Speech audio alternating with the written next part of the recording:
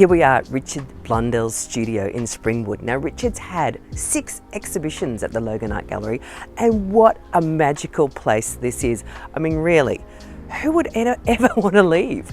Let's go down because he's having a talk now and have a look at his work, and maybe we'll get a chat with him.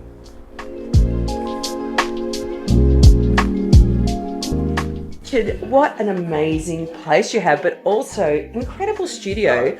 Your studio practice is a big part of your work. Like, Sure. Can you tell us give us a little insight into how you work in this space? Okay, so there's a bit of a kind of a tension here because basically I'm a plein air painter, so that's painting outdoors. So most of my painting is in fact done outside. So I've actually organised some paintings in the bush because that's where the paintings are made. Yeah. So they're not made in the studio. However, there are lots of studio work, so printmaking and other things. So a place to retreat to is really good. Yes. But basically I can paint with a backpack, a chair, an easel and a canvas outdoors. So it's kind of the studio is kind of a different set of practices. A lot of the studio practice is basically a Western practice because it was connected to oil paint. Yes. Now, because we have tubes, so people think these things have always existed, but they were developed in 1840. Yeah. So before then, people couldn't easily move into the landscape with paints with them. Yeah. There's a guy called Monet that most people know. Yeah, I was thinking it was those bourgeois Parisians who invented the studio. Well, Monet had a fantastic studio as well, but he also painted outside. So his dutiful daughter used to help him carry his large canvases into amongst his lily fields and things. So. Yeah. Well, your work is absolutely beautiful and obviously very connected to the place. Yeah, sure. In Springwood. It seems like it's such a dynamic community happening in this neck of the woods. Yep. Is this a great place to work and play as an artist? I think a lot of creative people are interested in land and the wildlife and other things around them.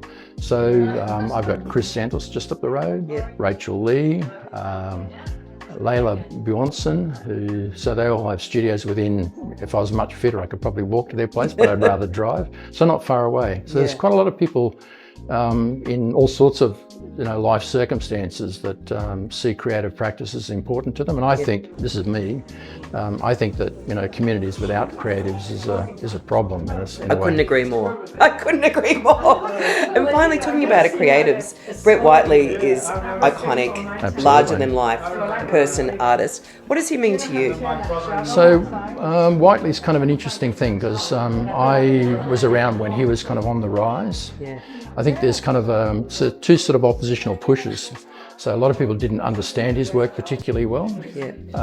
I think he's also a very flamboyant painter, so very Sydney painter, if you know what I'm trying to say to you, as opposed to a Melbourne painter. Yes. As opposed to a Brisbane painter. A lot of skin, a lot of beach, a lot of sensuality. Yep. And I think his time in New York and London and other places kind of completely turned his value set. It's kind of difficult to know, what relationship there is between environment and the work, but there's most people, most creatives report on there being a relationship, even if they're not interested in the landscape. You see what I'm saying? So, you look at the kind of 15 piddles in Paris kind of thing, that it kind of becomes a kind of a theme, and you can see how a place has a very big influence on the way people function, the way they think about the world, the way they function in terms of their creative practice as well. Absolutely. Well, thanks so much for your tour. It's been so amazing being here. And what a great day. Thank you. Thank you. Okay.